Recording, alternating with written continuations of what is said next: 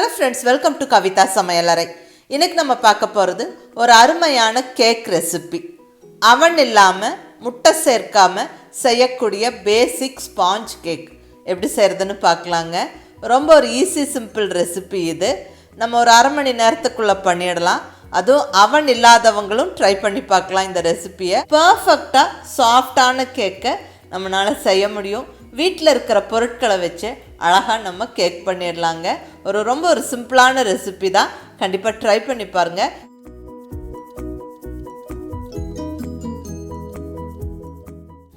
இப்போ இங்கே ஃபஸ்ட்டு ஸ்டெப்பாக கேக் செய்யறதுக்கு யூஸ் பண்ணக்கூடிய பாத்திரத்தை அந்த கேக் டின்னு க்ரீஸ் பண்ணிடலாம். வெண்ணெய் அல்லது நெய்யை தடவி வச்சுட்டு மேலே ஒரு பட்டர் ஷீட்டை போட்டு அது மேலேயும் நல்லா அந்த வெண்ணெய் அல்லது நெய்யை தடவி விட்டுறணும். ஃபுல்லாக ஓரங்கள்லையும் அந்த பட்டர் பேப்பர் மேலேயும் நல்லா தடவிடுங்க. இது முக்கியமான ஸ்டெப்பு. கேக் அந்த மோல்டு விட்டு அழகாக ரவுண்டாக வர்றதுக்கு இது நம்ம கண்டிப்பாக பண்ணிடணும். ஸோ கேக் பாத்திரம் ரெடி. அடுத்தது அவன் நம்ம யூஸ் பண்ண போகிறதில்ல. இந்த மாதிரி அடிகனமான பாத்திரத்தை தான் யூஸ் பண்ண போகிறோம். அவனுக்கு பதிலாக ரொம்ப நல்லா கேக் செய்ய முடியும். அதாவது திக் பாட்டம் பேனாக இருக்கணும். பர்ஃபெக்டாக நம்மளால் கேக் பண்ண முடியும். லாஸ்ட் வீக்கில் பனானா கேக் ரெசிபி இந்த பாத்திரம் யூஸ் பண்ணி செஞ்சு அப்லோட் பண்ணியிருந்தேன். ரொம்ப நல்லா வந்தது. நிறையா பேர் அதே மாதிரி செஞ்சு பார்த்துட்டு ரொம்ப நல்லா இருக்கிறதா ஃபீட்பேக் கொடுத்துருக்குறீங்க. ரொம்ப நன்றி.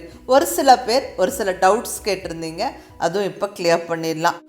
நல்ல திக் பாட்டம் பேன் கூடவே ஒரு ஸ்டாண்ட் ஒன்று இப்படி வேணுங்க. அதாவது நம்ம கேக் பாத்திரம் இந்த ஸ்டாண்டு மேலே தான் வைக்க போகிறோம்.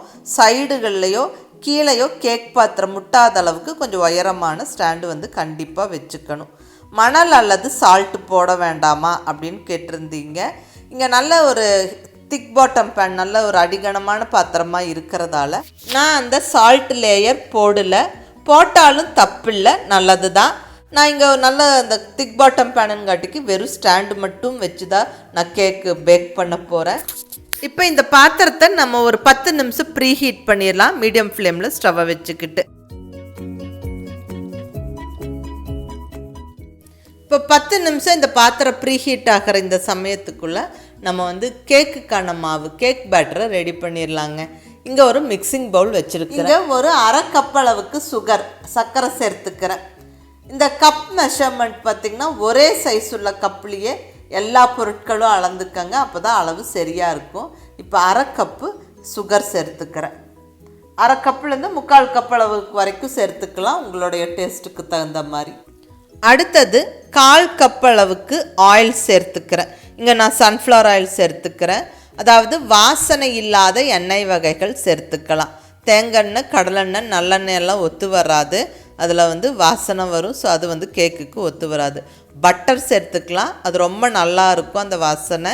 பட்டர் சேர்த்து கேக் செய்யும்போது பட்டர் இல்லைன்னா நெய் கூட சேர்த்துக்கலாம், அதுவும் ரொம்ப நல்லாயிருக்கும். இப்போ அடுத்தது இங்கே அரை கப் அளவுக்கு தயிர் சேர்த்துக்கிறேன். அதாவது கெட்டியான ஃப்ரெஷ்ஷான தயிர், கண்டிப்பாக புளிக்காத தயிர் மட்டுமே சேர்த்துக்கணும். புளிச்ச தயிர் ஒத்து வராது. ஸோ இங்கே நல்லா புளிக்காத ஃப்ரெஷ் தயிர் அரை கப் அளவுக்கு சேர்த்துக்கிறேன். இப்போ இந்த மூணையும் நல்லா ஒரு ஹேண்ட் விஸ்க் வச்சு நல்லா அடித்து விடணும். நல்லா நுரைச்சி வரணும். ஸோ நல்லா ஒரு 5-6 நிமிஷம் நம்ம கைவிடாமல் நல்லா கிளறி விடணுங்க. இது நம்ம எலக்ட்ரிக் பிளெண்டர் வச்சும் செய்யலாம், அல்லது ஈஸியாக நம்ம மிக்ஸி ஜாரில் போட்டும் அடித்து எடுத்துடலாம். மிக்சியில் போட்டு எடுக்கும்போது ஈஸியாகவும் இருக்கும், நல்லா நுரைச்சி அடித்து வரும், நம்மளுக்கு கேக்கும் நல்லா ஃப்ளஃபியாக வரும். ஸோ அது ஈஸியான மெத்தட். வேணுங்கிறவங்க அதுவும் ஃபாலோ பண்ணிக்கோங்க. நான் இங்கே நல்லா ஹேண்ட் விஸ்க்லேயே நல்லா ஒரு 5-6 நிமிஷம் கலந்து விட்டுட்டேன். இதில் வாசனைக்காக வெண்ணிலா எசன்ஸ் 1 டீஸ்பூன் சேர்த்துக்கிறேன். வெண்ணிலா எசன்ஸ் இல்லைன்னா ஏலக்காய் பொடி கூட சேர்த்துக்கலாம்.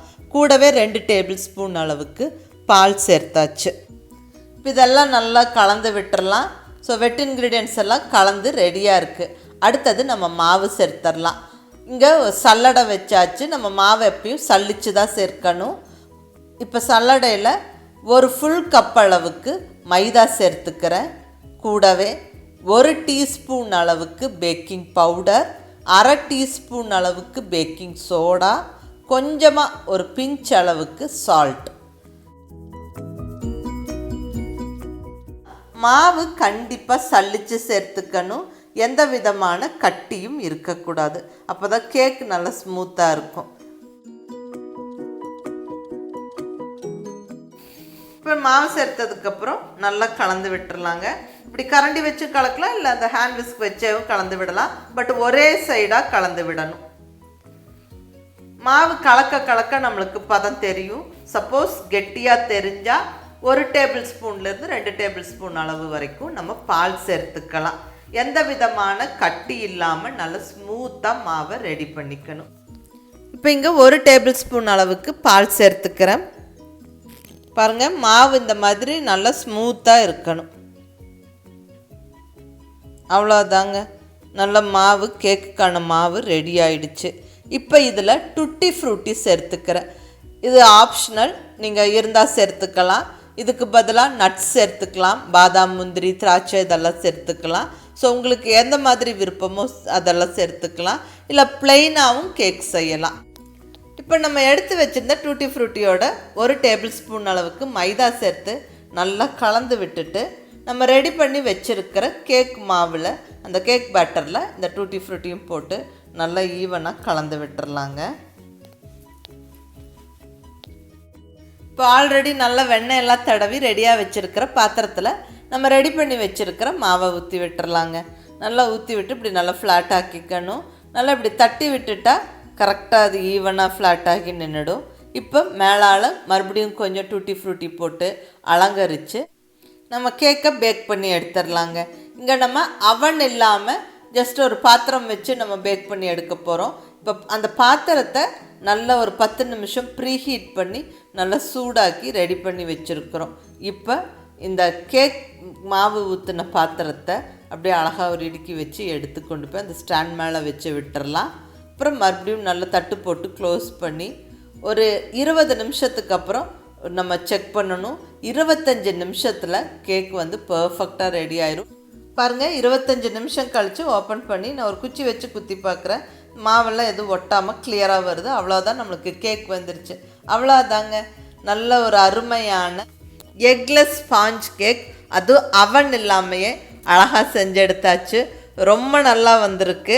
அந்த கீழே இருக்கிற பட்டர் பேப்பரை எடுத்து விட்டுட்டு கட் பண்ணி சர்வ் பண்ணலாம். அவ்வளோதாங்க, நல்ல சாஃப்டான எக்லெஸ் கேக் ரொம்ப நல்ல ஜம்முன்னு ரெடி ஆயிடுச்சு. ரொம்ப நல்ல டேஸ்ட்டாக இருக்கும். ஒரு ஈஸியான மெத்தடும் கூட இது. மிஸ் பண்ணாமல் ட்ரை பண்ணி பாருங்கள், ரொம்ப நல்லாயிருக்கும். எப்படி இருந்துச்சுன்னு உங்கள் ஃபீட்பேக் சொல்லுங்கள். பிடிச்சிருந்தால் லைக் பண்ணி, ஷேர் பண்ணி, கமெண்ட் பண்ணுங்கள். கவிதா சமையலறை சப்ஸ்கிரைப் பண்ணி என்னுடைய மற்ற ரெசிபீஸும் வீடியோஸும் பாருங்கள். தேங்க்யூ.